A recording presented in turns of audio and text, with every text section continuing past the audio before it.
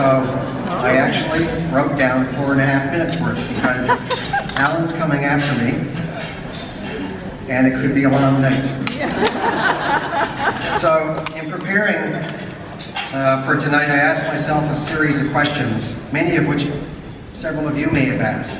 Questions like, what is a humanitarian? And a humanitarian is someone who actively engages in promoting human welfare and social reforms, and who has no prejudice with human suffering on the grounds of gender, sexual orientation, religion, political affiliation, or national division. A humanitarian's goal is to save lives, relieve suffering, and maintain humanity as they battle disease, hunger, prejudice, stereotyping, abusive behavior, or the simple struggles of everyday life. What do humanitarians do? Humanitarians promote human welfare. They bring about change in the normal behavioral patterns of society and help to aid by giving to those in need. It takes a lot for a person to care about someone that they've never even personally met. It's a wonderful human ability to be able to understand struggle, loss, pain, and fear, and to turn that understanding into a humanitarian act. In turn, this brings happiness not only to the ones in need, but to the person giving the helping hand. At the end of the day, a humanitarian does not look for glory or praise. His or her main goal is to make a difference in the world they live in, to make someone's life better than it is today, and to ease the plight of people that have little hope. Where do humanitarians live? The workplace of a humanitarian is not subject to one particular place. It can be anything or anywhere in the world that is in need of help, whether it's working from a desk in your local community or digging a well in Africa. A humanitarian is someone that acknowledges the importance of forming strong working bonds with their community and other communities. So given the answers to those questions and that framework, who is our humanitarian? What does our humanitarian do? And where does our humanitarian live and work?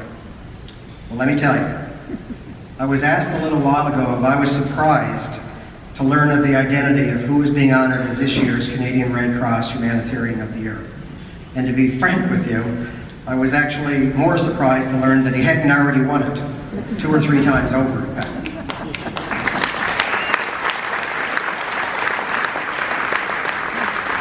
So what does our humanitarian do? So this is a list of just the provincial causes that Joanne and I could come up with last night in thinking about this address this evening.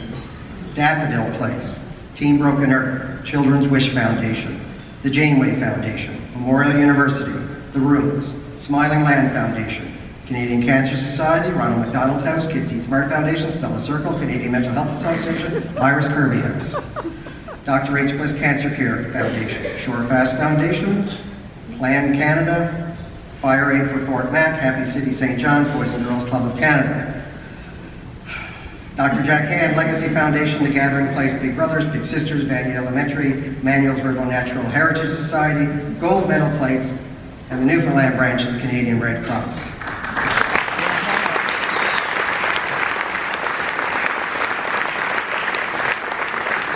It's absolutely exhausting, and we don't know the half of it. But what else does our humanitarian do that sets him apart? Well, Renee and I have been lucky enough to be part of their family. He and Joanne are amongst our best friends. Their son Henry forms a special part of our life too. We're also fortunate to be close to his parents, Tom and Jean, sisters Kim and Michelle who couldn't be here tonight, Bernie and family, and even Alex and Sophie, who are looking extremely hot tonight in their new dresses, party dresses. We have witnessed firsthand how hard he works to put family first. There are very few dates on the calendar that are off limits, whether that's to perform or for charity work. But every date that is off limits has to do with spending time with family. For those of you who follow him on Twitter, of which there are tens of thousands, There are many nights you would know where the last tweet of the day, late at night after a gig, is followed just a few short hours by a very brief tweet that simply says, home. Every moment at home with family counts for him. That's not easy, because he and Joe work hard at it. They are probably the greatest parents Renee and I know.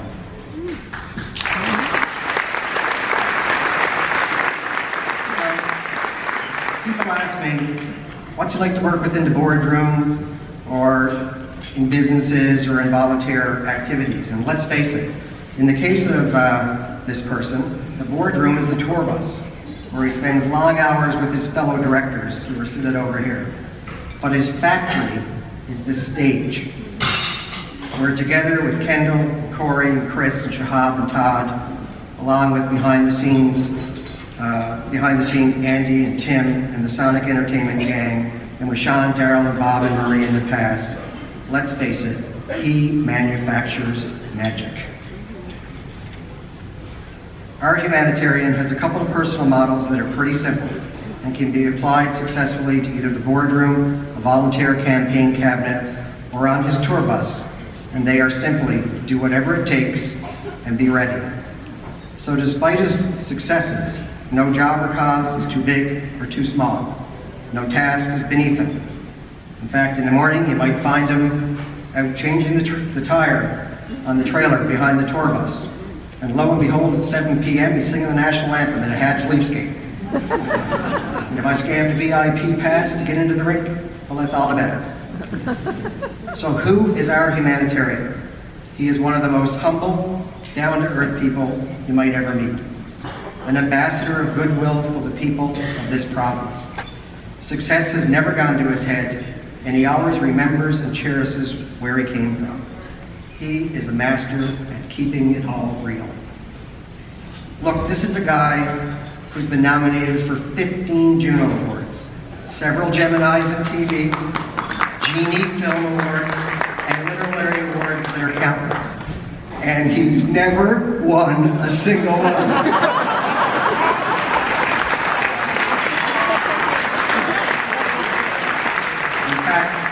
I always tell him that he's the biggest loser in the Canadian entertainment industry history. Of course I'm kidding, because there's no bigger winner than he, other than the people who are fortunate enough to have had their lives touched by him. So, who is our Humanitarian of the Year? Well, I'd like to ask a very special guest to the podium to make the formal introduction. Please welcome Henry Thomas Doyle.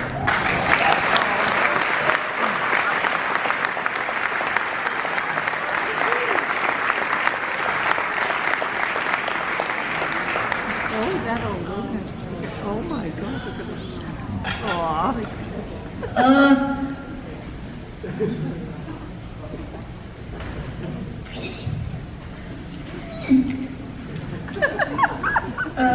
Good evening.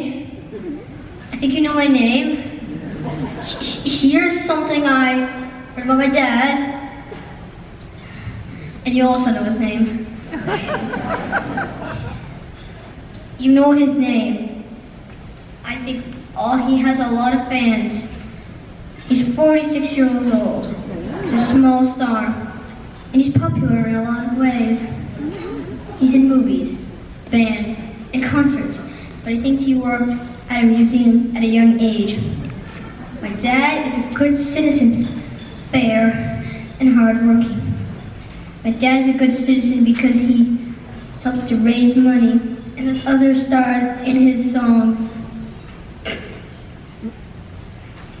He won an award and is going to be presented right here, right now.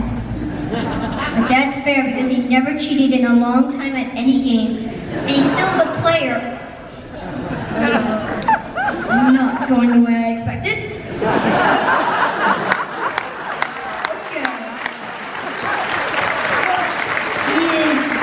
Not a sore loser because he's my dad.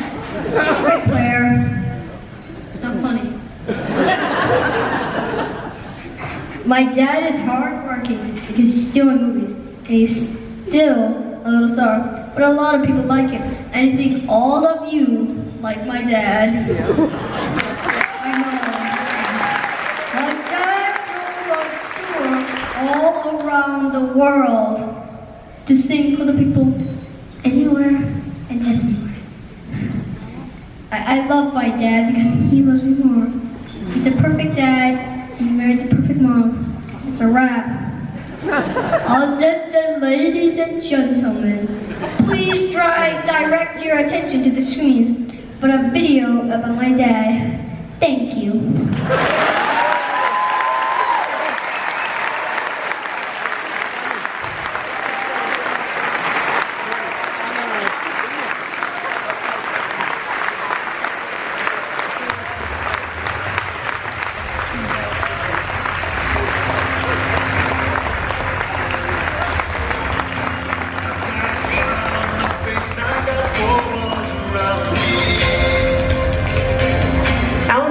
That if you can help, you're obliged to help. And he certainly believes that he can help, and I think he can as well. He recognizes that he is, he's had success and he wants to be able to use that success as much as possible. He realizes he has a great opportunity here to make a bit of a difference. The guy is incredibly hard working. He's always on the road, and then he's always helping out at home, for local charities and everything and stuff. So, the guy is just a positive energy force that gets things done and has an incredible work ethic. Alan truly understands the sense of responsibility that comes with success and giving back to the community. Not a lot of people get it, but Alan gets it. He's always been a great human being, and obviously once he became successful, he ultimately utilized that as much as possible to help causes that meant something to him. Stafford Place is a hostel for people that are and their families that are receiving cancer treatments here in St. John's. And so we had a $7 million campaign to build the place. What I needed for the campaign was some charisma. And Alan has tons of charisma. You always know when he's in the room. Very approachable guy, very likable guy. And so I knew that if I could get him on the campaign, that it would give us some charisma and would also help attract other people to the campaign cabinet and also to donate to the cause.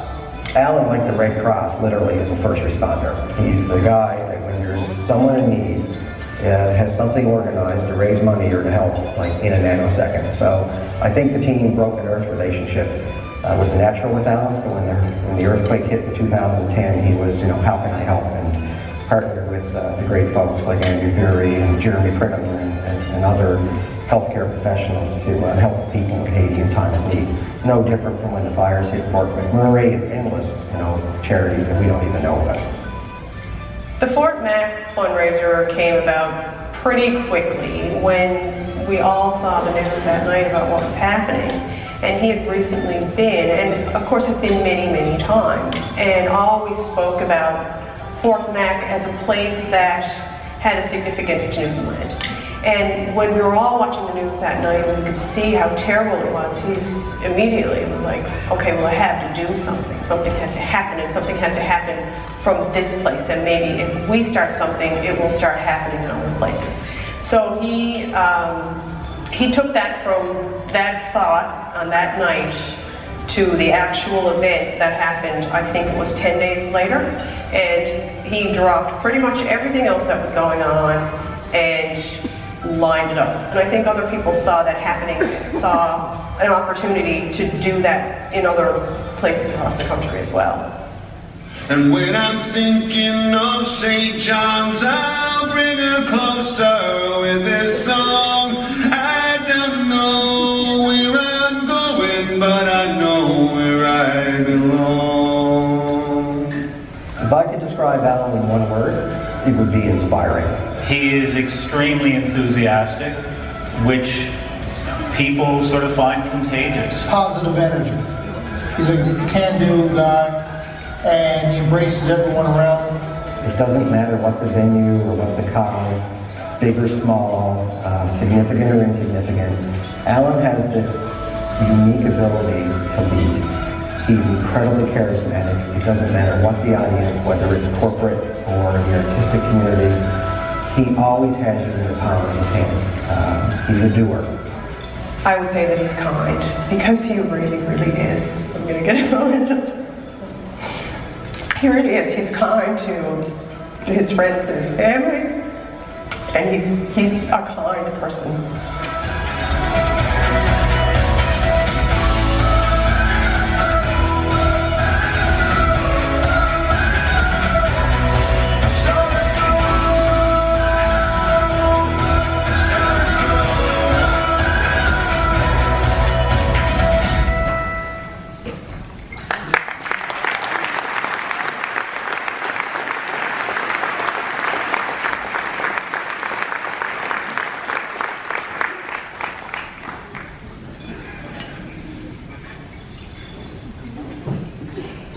We would like to invite back to the stage His Honor, the Honorable Frank F. Fagan, to present the Humanitarian Award to our esteemed honoree tonight.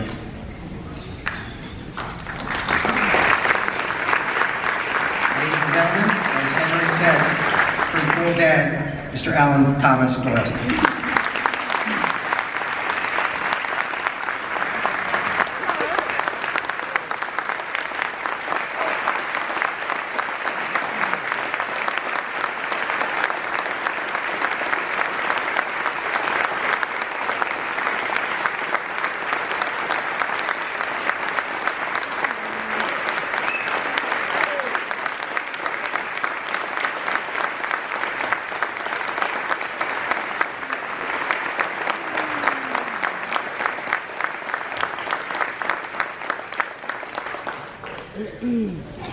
Well, I thought I was going to have a hard enough act to follow with Miranda, but then Henry came up and stole the show already. Well, a round of applause for Henry right there. I didn't see that coming. I didn't know that part was going on. I'm very grateful. I will thank, while we have a second, I would like just even more than we did to acknowledge my little boy Henry, my beautiful wife Joanne, who always help me more than I deserve. Give me a round of applause. And you would.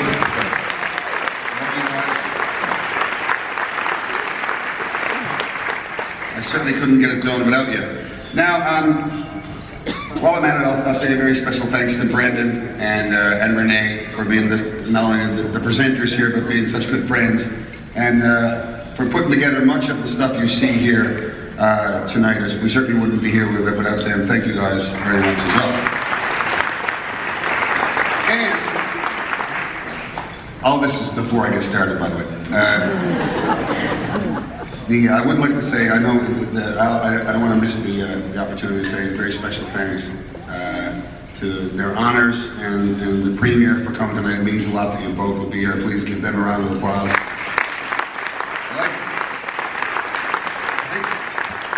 All right.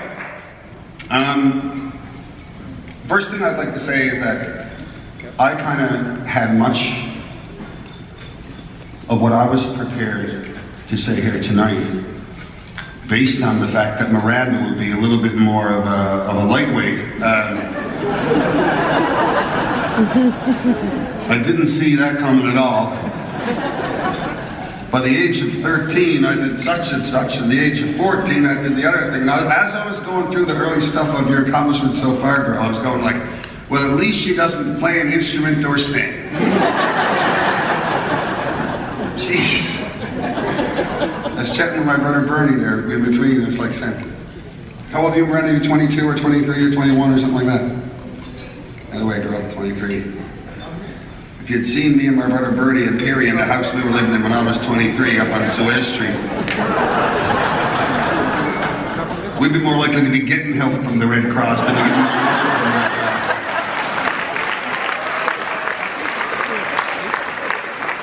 Congratulations. Any coffee for you?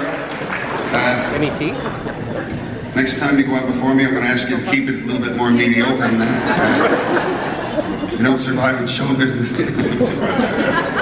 Anyway, congratulations. Let me see here.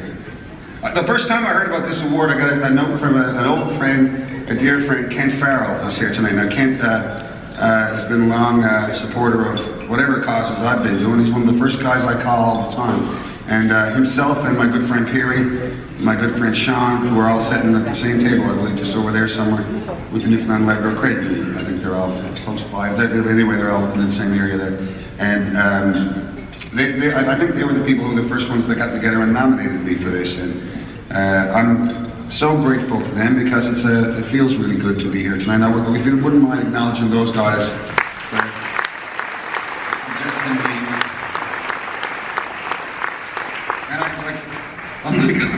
Unlike all the other awards that Brendan mentioned, I didn't realize it really until a few weeks later, and my sister Michelle joked about it too.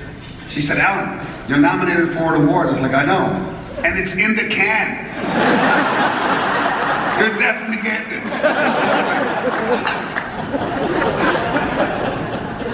Even Mr. Fagan, I've been at the governor. What's the proper term for the house? What do we call it? Government house, thank you. My little fellow Henry calls it the castle, which I think is cooler. I've been at Government House twice. I've lost 4 awards in front of Mr. Fagan. So this one is, I'll take it.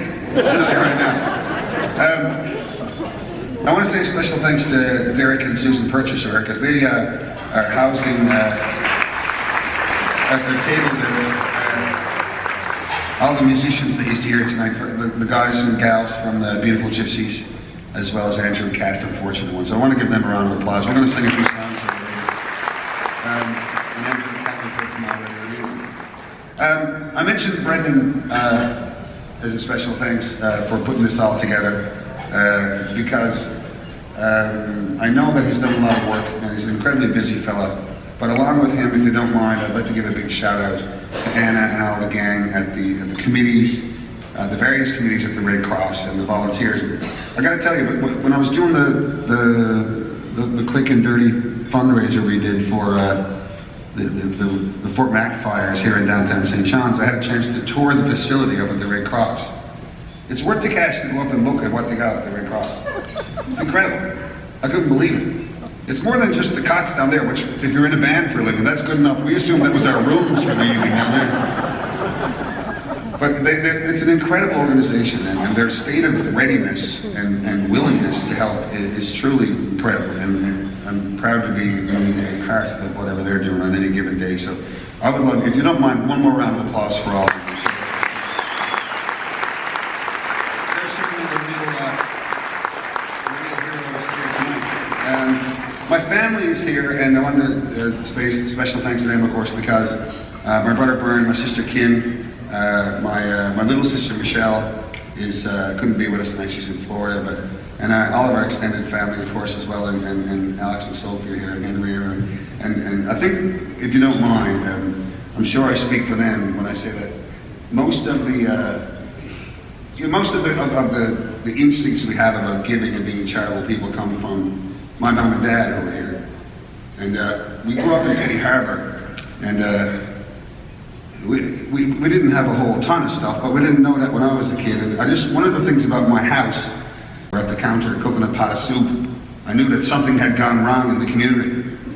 Because you walk in and mom's cooking a pot of soup, someone's after getting sick, or someone's, needs something, so mom was just very instinctually makes a pot of soup or is making bread, and then some other night I might come home and our couch might be pulled out. We had a pull-out couch in our kitchen, and mom and dad's stuff would be there because I knew they'd be sleeping there. And if one of our relatives that was from Marystown or some other part of Newfoundland was coming to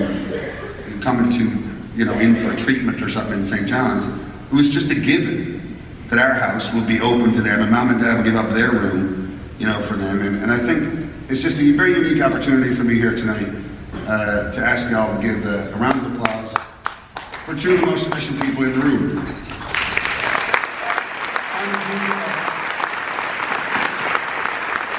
Stand up, come on, stand up.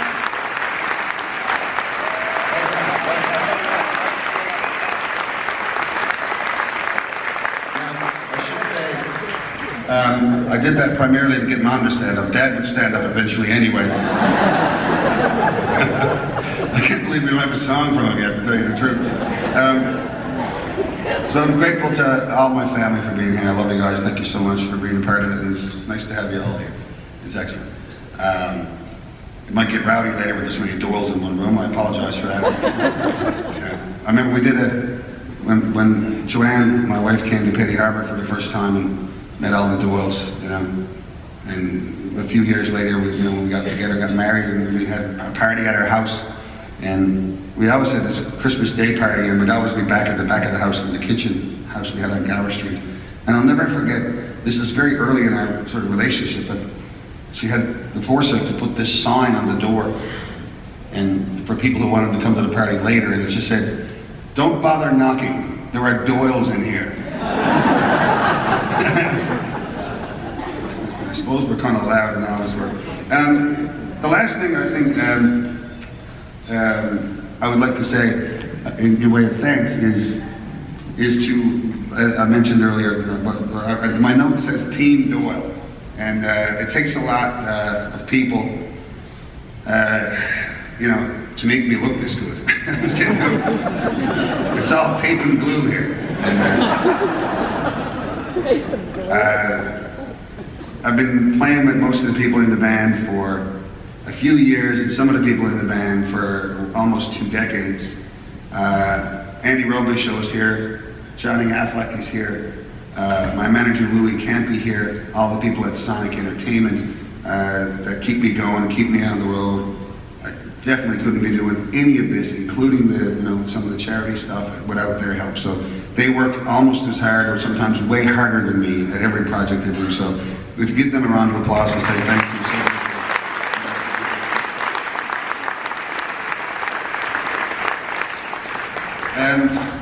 I'd like to say thanks to Chrissy and the CBC guys too, while I saw you at the corner of my eye. Thanks so much for doing this. And for all the CBC crowd for promoting it. Thank you, give them a round of applause.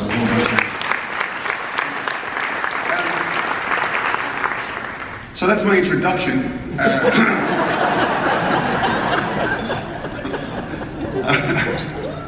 I was born at a very young age, and I won't go on too much more. I was wondering what I would say, about, up here, just about why you might do charity, or you might do, humanitarian work, or you might, and I honestly I wasn't sure. And I think maybe it's because I never thought to do otherwise. It would never occur to me to not do it. And I'm sure part of that comes from my parents. But I was chatting with a gent from a Victoria newspaper last week, because I was doing a charity gig in Victoria with the beautiful Gypsies there on Saturday or whatever. I was doing an interview, and that guy asked me a question. He said, you're always doing this causes, and you're doing, so much good work, and in the community, and giving back, and that kind of stuff. And he said, it seems to be who you are. And I was like, he said, it seems to be part of who you, it seems to be part of you. And I was like, well, yes, I suppose. And I thought about that, and my response was quick, and I said, yeah, but I'm from Newfoundland and Labrador, and it's part of who we all are.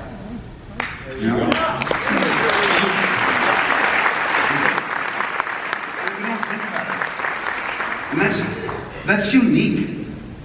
Not everywhere is like that, where it's part of our DNA to be charitable, to be giving, to think about what someone's doing down the street, or what if someone needs something off the road. Not everywhere is like that. We kind of think everywhere's the word that they're not. And literally, Newfoundland's welcoming, hospitable, charitable position in the world, and our history, is literally become the story of legends. I mean, from songs like Tickle Cove Pond to countless, novels and books, and even very recently, the story of Lanier Phillips in the beautiful play Oil and Water that Robert Chafe wrote about the Truxton and Pollux disaster on the Burin Peninsula in the 40s, I believe. I mean, that spurred an amazing piece of art. And then, even more recently, the story of Newfoundlanders during 9/11, on the darkest day in the world, and where was the brightest light? Here. So, I think, like I repeat what I said to that guy, I said, man, it's not just who I am, it's who we all are. And when I'm asked to define what Newfoundlanders and Labradorians are like, that's what I'm going to say from now on. I'm going to say we're charitable, we're the brightest light on the darkest day.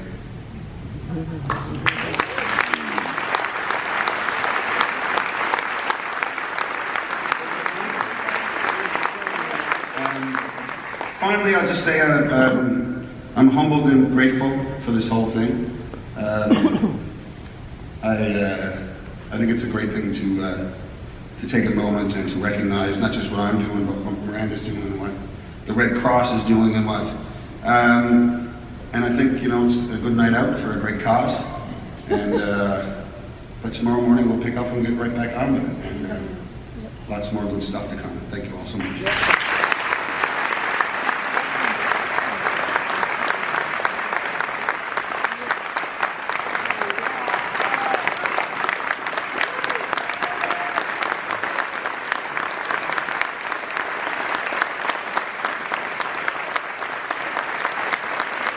From out of the province. We'll teach him this one. This one comes with the birth certificate here. So let me hear you, come on. Let me hear you. Aha, we'll be boys and be laddie. Come on. Aha, we'll be boys and be laddie. Oh, together, come on. Aha, we'll be boys and be laddie. By yourselves, aha. Spectacular.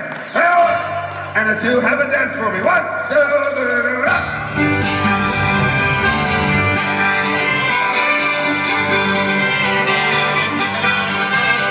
Lukey's boys, Paddick green, honey boys. Lukey's boys, Paddick green is the prettiest month that you've ever seen. Meet boys and with latte. Come on. Meet boys and with latte.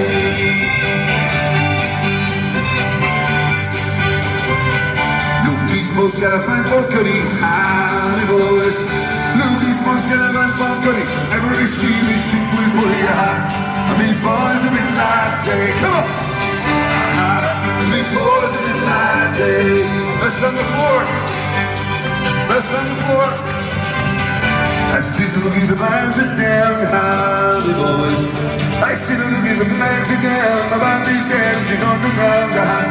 Meet boys and with latte. Meet boys and be laddie. Next one is with yourself. Get ready to sing it. I see the Lukey, I don't care how many boys. I see the Lukey, I don't care. I get me another in the spring of the year. I mean boys and be laddie. Come on, you sing. Spectacular.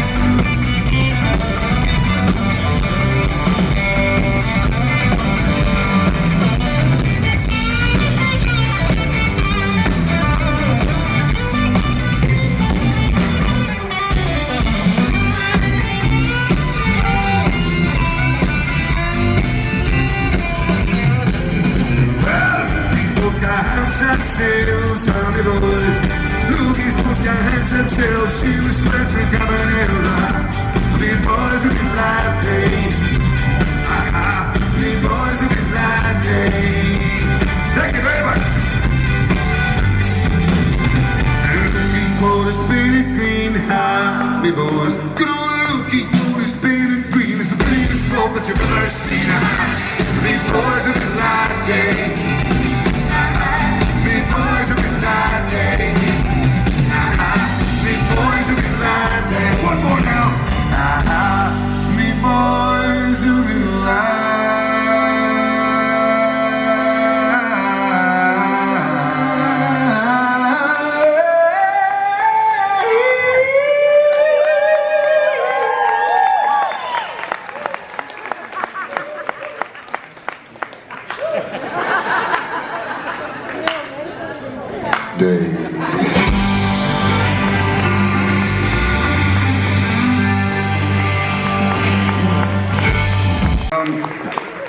I put out a book about a year and a half or 2 years ago, and there's one particular event described in the book about when in Petty Harbour, when we were growing up, we used to run out of oil.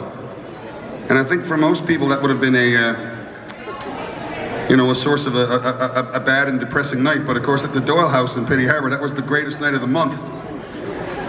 Because we put up blankets to the kitchen, and everybody, within a few hours, all of our relatives would know that there was Tom and Jean were out of oil, so that everyone would bring a bottle of rum and we'd sit around the kitchen with the oven door open singing songs. And it's kind of where I learned, if you're playing a band, if you sing a few songs, your mother or father will let you stay up later and stuff like that. So anyway, I've always been grateful to them for making something out of nothing, I suppose. And so this is for them.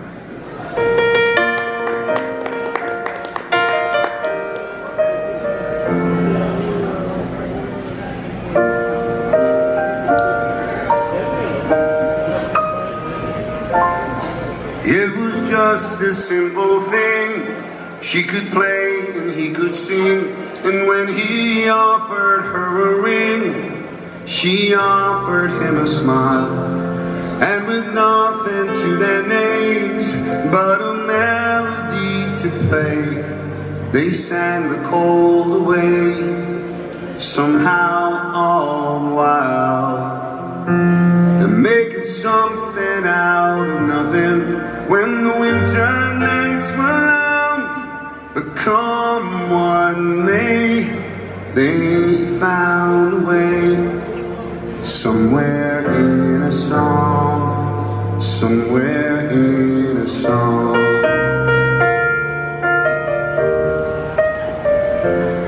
And the tunes that they performed gave them shelter from the storm, and the waltzes kept them warm when the drums were all but dry, and the harmonies grew strong when the children came along. Then somehow in a song a family survived by making something out of nothing when the winter nights were long. But come what may, they found a way, somewhere in a song, somewhere in a song. And when they finally laid their heads, they made a ballad for a bed, and it held them through the dawn. For with notes and words alone, they made a heartbeat for a home, and it goes on and on and on.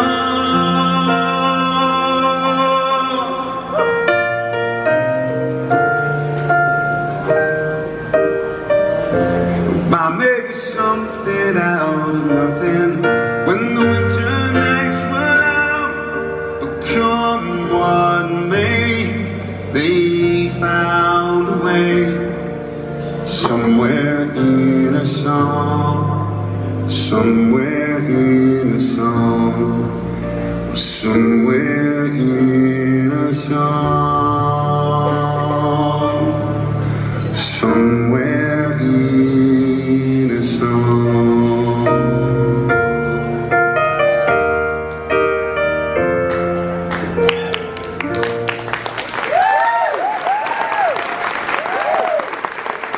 song for Tom and Jean right there. Thank you so much. And now,